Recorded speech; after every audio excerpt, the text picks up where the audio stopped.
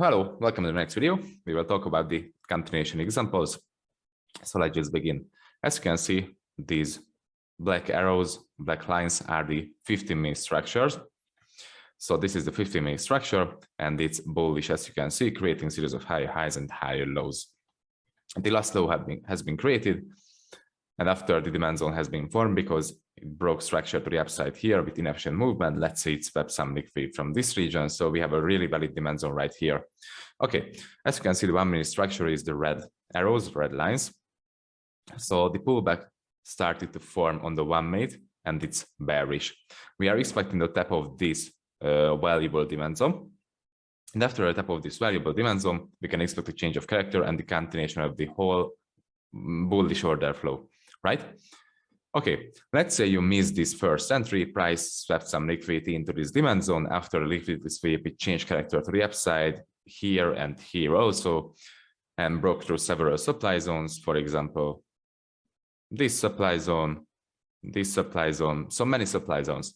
Let's say you missed the change of character entry here and you couldn't enter in the position. So you did miss it. What can you do in this case? You couldn't enter here. You will want to wait for a continuation example, a continuation entry. And if price breaks structure to the upside after this downside movement and the first perfect entry, you can look for a scaling trade in the form of a continuation. So let's say price breaks structure to the upside again. As you can see, it broke structure here to the upside. So I will just mark it with BOS long. It also broke this supply zone here and didn't tap into this supply zone. So this means a new demand zone right here will be formed. So you have this demand zone right here. Okay.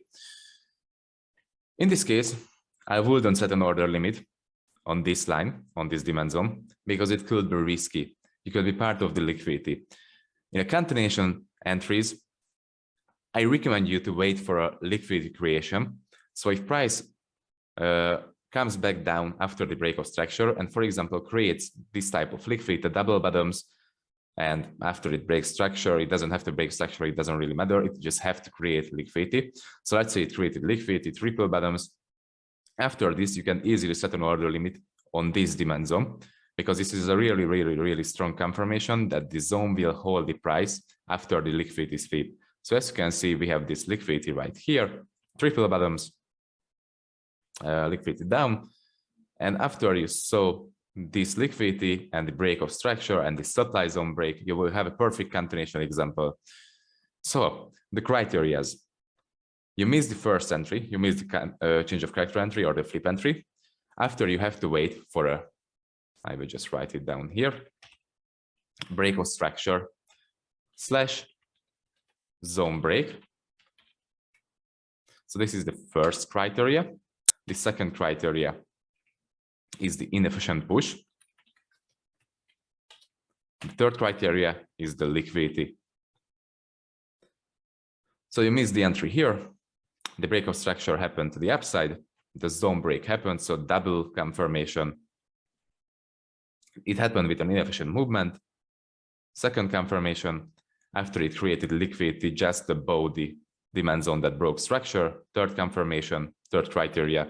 So you can easily set an order limit on this order block, on this demand zone.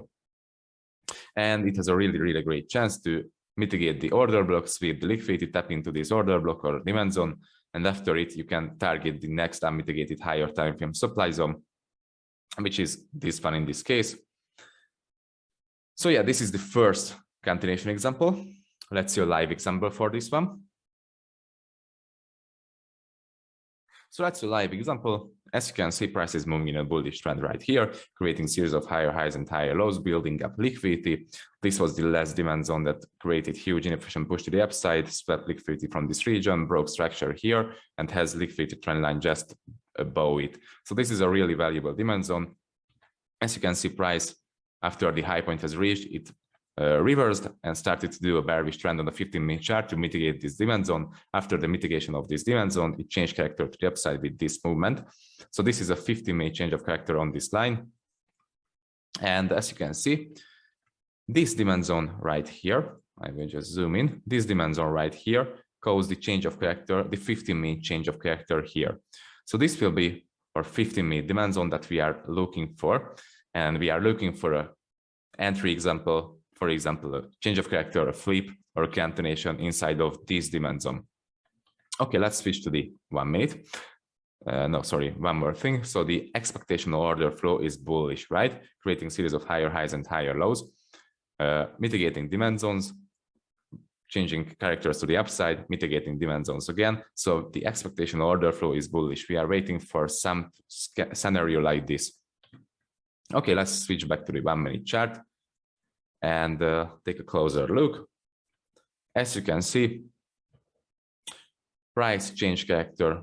Price was moving in a downtrend here, and price actually changed character here to the upside and started to form a range. Also liquidity here, swept that liquidity and actually changed character to the downside with this movement. So we can mark a valid supply zone out right here. This is a really valid supply zone because as you can see, it has inefficient push to the downside, liquidity sweep, and change of character to the downside.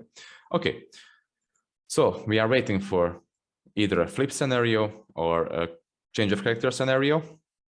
And if we can't enter on that flip or change of character scenario, we are waiting for a continuation example. Okay, let's see what happens. Price mitigated the supply zone, as you can see, supply took over control because price couldn't, yes, price supply took over control from demand because as you can see, price reacted on the supply zone and did reverse. So we had a strong rejection. Let's see what happens next. It's in the supply zone again, and the break of the supply zone happened, as you can see. And the break of the supply zone happened from this candle. Okay, let's just extend this and let's see what happens. As you can see, price continuously breaking structure to the upside with small, not so inefficient movements. So you could have just set an order limit on this demand zone on this order block, but this isn't the best case. This isn't the best option. So if you were insecure about it, you just want to skip on this trade and look for a continuation example. So let's see what happens. Price taps this zone, price feels the liquidity from this region with this candle, as you can see, mitigates the whole zone. And after this, it started to break structure to the upside. So you were insecure about this trade. You didn't want to really enter here. So you're looking for a continuation example right now. Okay, as you can see, price broke structure to the upside with inefficient movement with these two inefficient candles here. It also swept some liquidity from this region. So a really valid demand zone has been created right here. This whole candle is about demand zone. Okay, let's see what happens next. So two criteria of the three are fit because we have inefficient push and break of structure to the upside and some liquidity sweep. Right now, we are waiting for a liquidity creation. It really has to create liquidity. And as you can see, it slightly created some liquidity right here. Small liquidity trend line. We are waiting for more liquidity. And as you can see, price is creating perfect liquidity for this zone. In this region, we have loads of liquidity, loads of orders, loads of stop losses sitting just below this line and also just below this line. So it makes this demand zone valid. Okay. In this case, I can set an order limit on this zone and I can wait the tap of it. But actually, I believe the 2-point pip stop loss won't be enough. Yes, we will talk about the equilibrium entries in the next unit.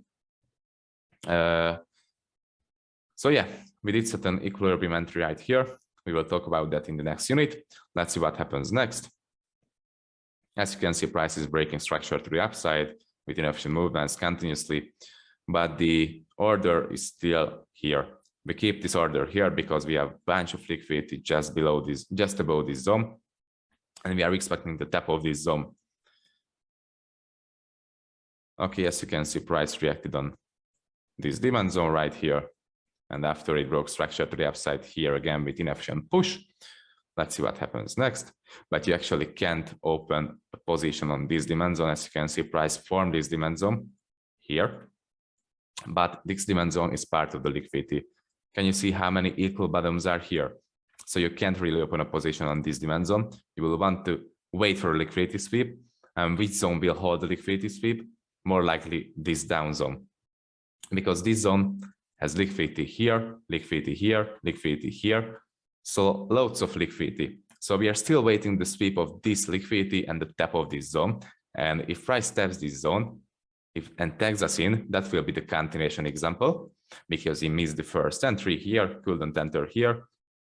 And this is the next break of structure after the missed entry.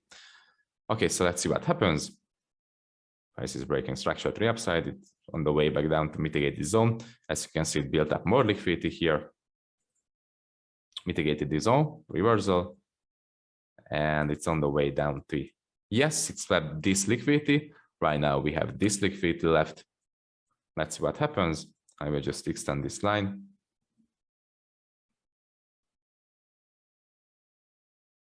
Sorry. So yes, and I will just set my target for the next unmitigated 15-minute supply zone, which could be this one.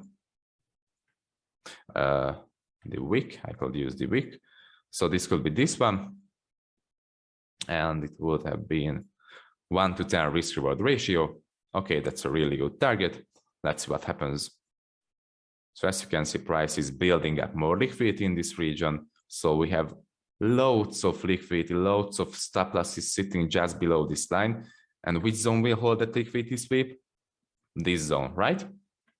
Okay, let's see what happens next. As you can see, price perfectly swept that liquidity, tagged us in. Okay, mitigated the 50% of the whole order block. We will talk about the equilibrium entries in the next video. Don't worry. So mitigated the order block. And after it started to break structure continuously to the upside, change of character here, break of structure. And let's just play price forward. Let's see what happens. Just extend these zones. So just play price forward. As you can see, it's moving really, really nicely, breaking structures to the upside continuously, creating the efficient movements, broke the last structural weak high. This is a weak high because it couldn't break below the last strong high. So as you can see, this is strong high because it broke the last weak high. Weak high couldn't break below the last strong low. So this is weak high. Price broke through this weak high, created another strong low. Okay, let's play price forward again. Let's see what happens. Okay, and TP hit. Perfect TP hit, as you can see. And this is the continuation example. So you missed the first trade right here. You couldn't enter on this opportunity because you are lack of confidence, or you're just insecure about the trade. So you are looking for a re-enter, the next opportunity. This demand zone gives us the perfect three criteria: inefficient push, break of structure, liquidity creation, liquidity sweep. So we can set an order limit on this demand zone after all of the criteria has happened. 50% entry, bam, tag us into the trade. Target is the next unmitigated supply zone, bam, TP hit, it's all over. So yeah, meet you in the next video.